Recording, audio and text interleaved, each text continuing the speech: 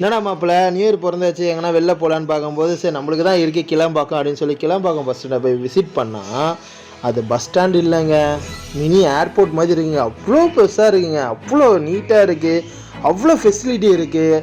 Plus வந்து பார்த்திங்கன்னா உள்ளே போனோன்னு பார்த்தீங்கன்னா நம்ம கலைஞர் ஐயாவுக்கு வந்து மரியாதை செய்கிற மாதிரி அவரோட ஸ்டாச்சு வச்சுருக்காங்க. ப்ளஸ் கிளம்பாக்கம் பஸ் ஸ்டாண்ட் சொல்லி பெரிய போர்டு, ப்ளஸ் உள்ளே போனோன்னா காவேரி ஹாஸ்பிட்டலோட ஃப்ரீ செக்கப் இருக்குது. இது இல்லாமல் பார்த்திங்கன்னா ஒரு மால்குள்ளே போகிற ஃபீலிங்கே இருக்குங்க. அது இல்லாமல் வந்து பழங்காலத்து பெருமைகளை போற்றும் விதமாக பார்த்திங்கன்னா ஓவியமெல்லாம் பண்ணியிருக்காங்க. ப்ளஸ் பார்க்கிங் லாட் பார்த்தீங்கன்னா அப்பா செம்மையாக இருக்குங்க, அவ்வளோ பெரிய பார்க்கிங் லாட்டுங்க. ப்ளஸ் அது இல்லாமல் சார்ஜஸ் போட்டு இருக்குது.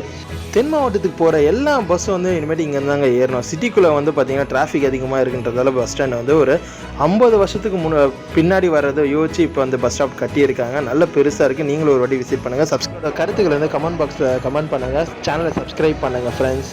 கமெண்ட் பண்ணுங்கள், ஷேர் பண்ணுங்கள், லைக் பண்ணுங்கள்.